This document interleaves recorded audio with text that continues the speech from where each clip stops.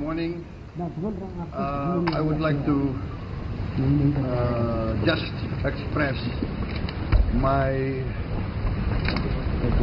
deepest appreciation and the great honor I've received today. I've been invited officially to India, Indonesia considers India a very great friend. India was one of the first country, maybe the first country to recognize our independence, to support us in our struggle for independence. We will never forget what India did to help us.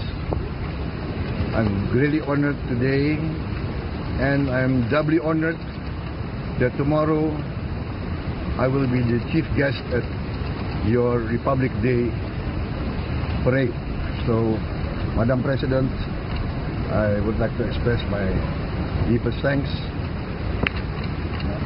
Excellency Prime Minister Modi, just like to express to you that I'm committed to promote closer cooperation, closer partnership with India.